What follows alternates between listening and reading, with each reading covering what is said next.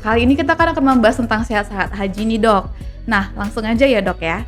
Yang pertama nih, dari segi kesehatan, apa saja yang perlu dipersiapkan oleh jemaah haji sebelum berangkat haji nih, Dokter?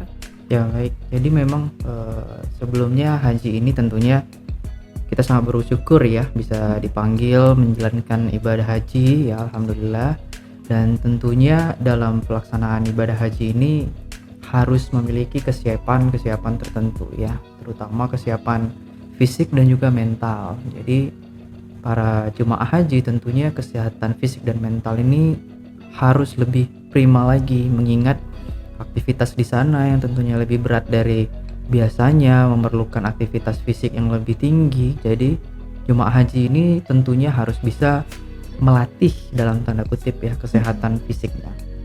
Jadi bagaimana kita harus mempersiapkan kesehatan kita sebelum berangkat haji, tentunya kita harus rutin menjaga kesehatan dengan makan makanan yang bergizi ya. Tentunya kita harus banyak mengkonsumsi buah-buahan ya, sayur, minum air yang cukup. Kemudian yang harus diperhatikan bagaimana cara kita membuat badan kita ini lebih dalam tanda kutip ketahanan fisiknya meningkat atau peningkatan endurance ya dengan cara olahraga. Jadi bukan tidak boleh berolahraga, malah disarankan untuk jemaah-jemaah haji ini sudah mulai berolahraga rutin ya 6 bulan sebelum keberangkatan ya. Jadi olahraganya itu bisa dengan olahraga yang tidak terlalu berat ya. Terutama pada jemaah haji usia lansia di atas 60 tahun itu sebaiknya jalan atau senam aerobik bisa dilakukan selama 30 sampai 45 menit ya, 3 sampai 4 kali seminggu. Untuk jemaah haji yang usianya lebih muda di bawah 60 tahun bisa dengan jogging, bersepeda ataupun juga berenang. Ya, jadi kesehatan fisik ini juga harus diatur, dilatih lagi sama jemaah haji agar di sana lebih prepare ya. Kemudian makanan juga harus dijaga dan juga istirahat yang cukup. Kemudian apalagi nih persiapan kesehatannya ya. Jika jemaah haji itu punya kondisi penyakit-penyakit tertentu ya, terutama lansia-lansia itu harus kontrol rutin dulu ya sebelumnya ke dokter pribadi ataupun vaskes kesehatan atau rumah sakit yang besar.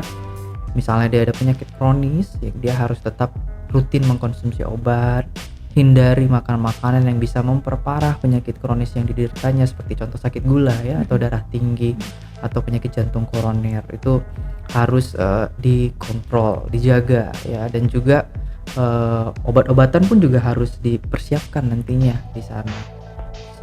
Kemudian medical check up itu untuk pemeriksaan kesehatan. Jadi itu sih yang harus diperhatikan untuk jemaah haji dari segi kesehatan sebelum berangkat. Nah, Dok, selanjutnya nih, kapan sebaiknya calon jemaah haji itu mulai melakukan pemeriksaan kesehatan? Dan biasanya nih, Dok, pemeriksaan apa aja sih yang selalu dilakukan? Ya, baik. Jadi tentunya kan kita sudah ada ancang-ancang untuk berangkat kapan ya kan. Misalnya kita sudah daftar di tahun ini, maka dalam kemungkinan bisa berangkat di tahun sekian misalnya ya. Jika sudah mendekati keberangkatan, kemungkinan keberangkatan haji, jadi itu calon jemaah haji itu boleh lebih rutin lagi memeriksakan kesehatannya itu ya minimal 6 bulan sebelum berangkat. Lebih baiknya lagi sebelum-sebelumnya lagi 1 tahun atau mungkin 2 tahun sebelumnya itu sudah rutin pemeriksaan kesehatan. Yang bisa dilakukan tentunya medical check up semuanya ya, mulai dari pemeriksaan darah, laboratorium lengkap ya, fungsi hati, fungsi ginjal, termasuk kadar kolesterol, asam urat ya. Kemudian pemeriksaan kesehatan lanjutan seperti foto paru-paru, kemudian EKG itu juga akan dilakukan untuk pemeriksaan kesehatan kita dalam rangka mempersiapkan keberangkatan haji.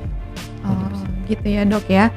Nah, selanjutnya nih, apa saja hal yang menyebabkan calon jemaah haji dinyatakan memenuhi syarat nih, Dok, untuk melaksanakan ibadah haji? Ya baik, jadi untuk syarat sehat dalam memenuhi kriteria untuk berangkat haji ya tentunya dalam keadaan istitoah, di mana jemaah haji ini memiliki kesehatan fisik dan mental yang baik ya. Itu adalah istitoah.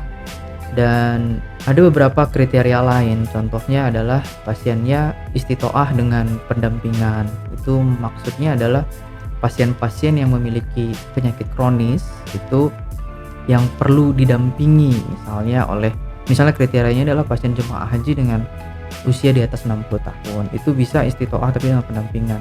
Nah, istitoah ini harus melewati pemeriksaan juga, pemeriksaan kesehatan tadi, yang kesehatan darah, kemudian laboratorium dan juga foto toraks dan EKG sebagainya. Itu tentunya di screening sebelum berangkat, screening lengkap.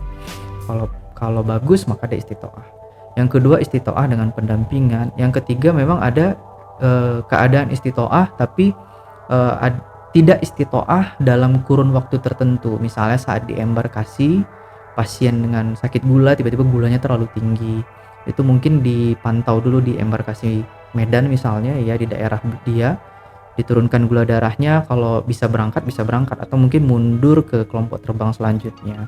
Kriteria yang keempat tentunya ya atau mungkin istitoah dalam kurun waktu tertentu si jemaah haji misalnya ada infeksi paru awal atau COVID, mungkin harus ditunggu sampai negatif. Yang terakhir memang tidak istitoah. Oh gitu ya dok ya. Nah tadi kita kan cerita hal apa saja yang memenuhi syarat nih. Kalau untuk yang tidak memenuhi syarat itu seperti apa sih dok? Ya itu kita sebut dengan tidak istitoah ya. Pasiennya itu biasa adalah jemaah haji yang risiko tinggi. Itu adalah jemaah haji lansia di atas 60 tahun, tentunya dengan penyakit-penyakit kronis ya, yang sudah berat. Contohnya ya, misalnya pasiennya ini ada sakit gula, diabetes tidak terkontrol dengan komplikasi misalnya seperti luka kakinya ya, risiko infeksi tinggi, atau pasien penyakit kronis seperti gagal ginjal kronis stadium akhir dengan hemodialisis yang memang dalam keadaan itu tidak memungkinkan secara kesehatan fisik. Misalnya juga ada pasien-pasien dengan penyakit hati, termasuk penyakit infeksi seperti tuberkulosis yang lagi fase infektifnya dengan drug resisten ya, jadi itu juga berisiko tinggi jika diberangkatkan. Ini tidak bisa memenuhi kriteria syarat sehat, jadi tidak istitoah. Begitu juga dari kesehatan mental, misalnya pasiennya ini atau jemaah haji ini dalam keadaan skizofrenia atau psikosis atau gangguan kecemasan yang berat ya, sampai ya tidak bisa psikisnya tidak bisa memenuhi untuk berangkat. Dan juga lansia contohnya yang imobilisasi atau tidak bisa bergerak, yang terlalu berisiko tinggi untuk berangkat, maka ini tidak istitoah dan tidak memenuhi syarat. Oh begitu ya dokter ya. Nah selanjutnya nih kita cerita tentang vaksinasi nih sebelum keberangkatan haji gitu kan dok. Nah sebenarnya penting gak sih dok vaksin sebelum keberangkatan haji tuh dok, dan apa aja sih vaksin yang biasa diberikan, yang wajib atau yang bagaimana kepada calon jemaah haji? Ya baik, jadi jika kita berbicara tentang vaksinasi, tentunya ini pencegahan terhadap diri kita ya, untuk beresiko lebih berat jika terpapar penyakit tersebut ya.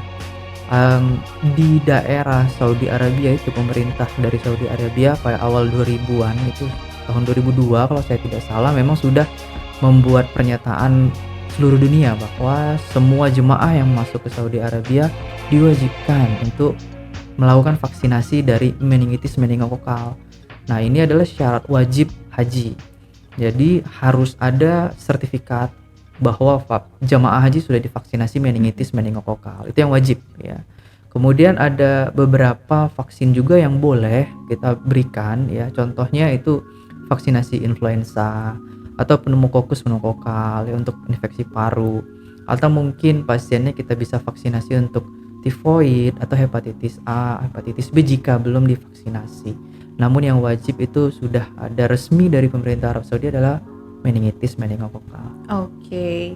Nah, selanjutnya ini dok, pertanyaannya seperti yang kita ketahui nih ya dok ya, suhu di Indonesia kan sama di Saudi Arabia ini kan jauh sekali berbeda ya dok. Dimana tuh di Saudi Arabia itu bisa sampai 50 derajat gitu kan dokter.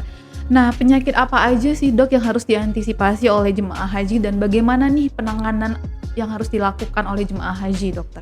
Ya, jadi memang ada perbedaan iklim ya antara di daerah Saudi Arabia dan juga Indonesia ya. Di iklim di sana tentunya siang hari sangat panas, malam sangat dingin ya. Jadi suhu panasnya itu bahkan hampir 2 kali lipat dari di Indonesia. Benar, Indonesia hampir 2 kali cuman lipat.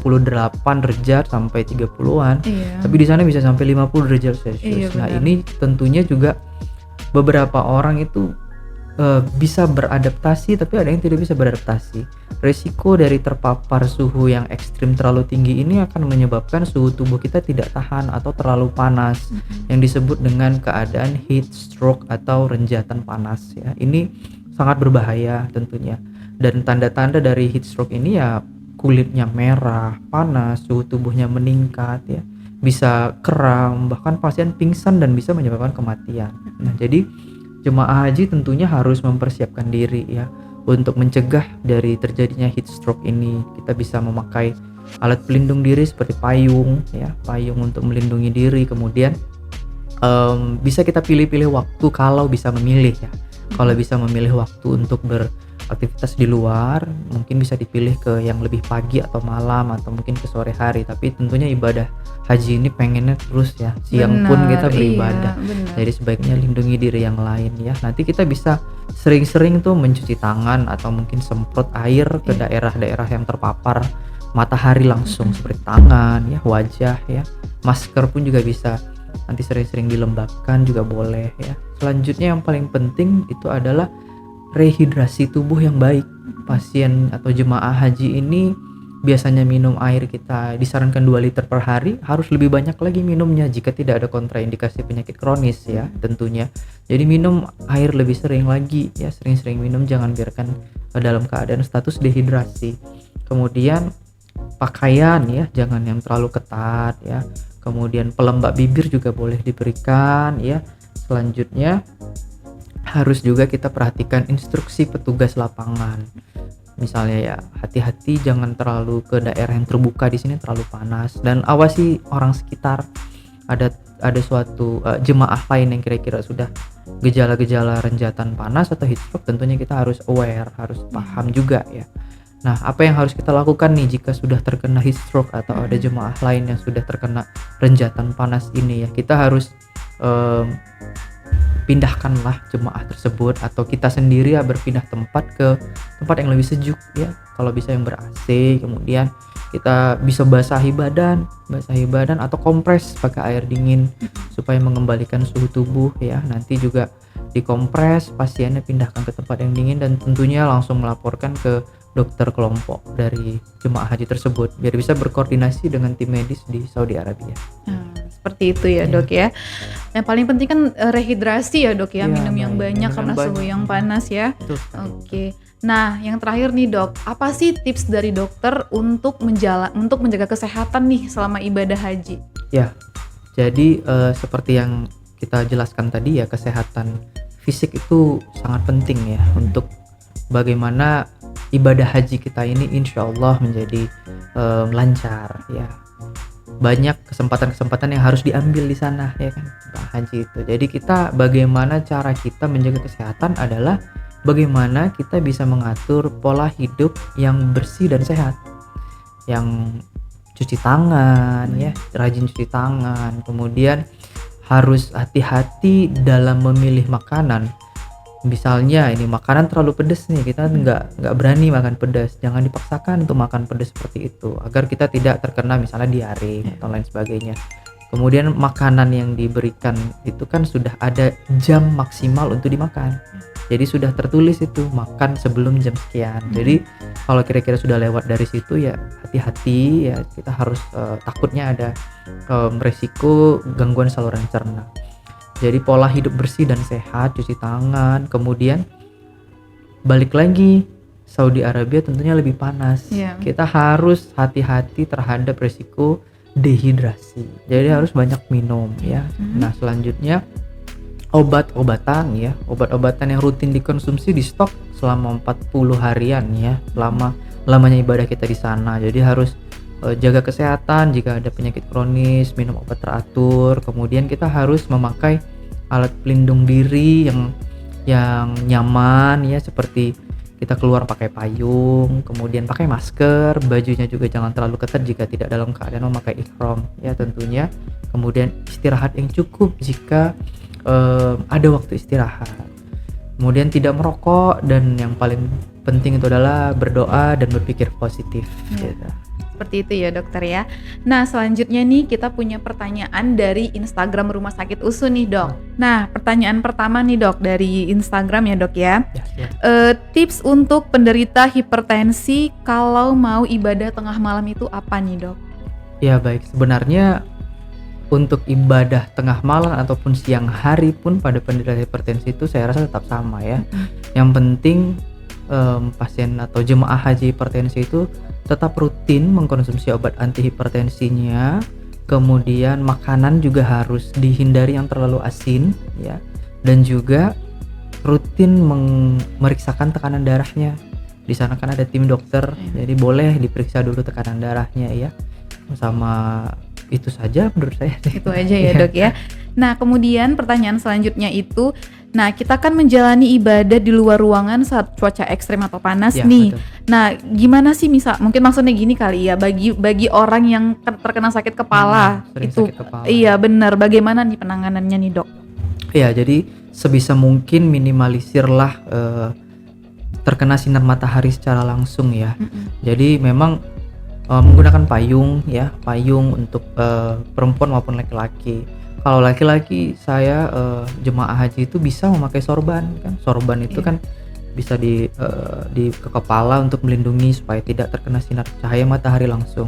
Baru kemudian ya tentunya rehidrasi yang cukup, banyak minum itu, kemudian nanti bisa pakai semprotan air. Semprotan air ya Semprotan dok. air bisa disemprot ke wajah biar tidak terlalu terkejut area mukanya. Oh, seperti itu ya dok ya.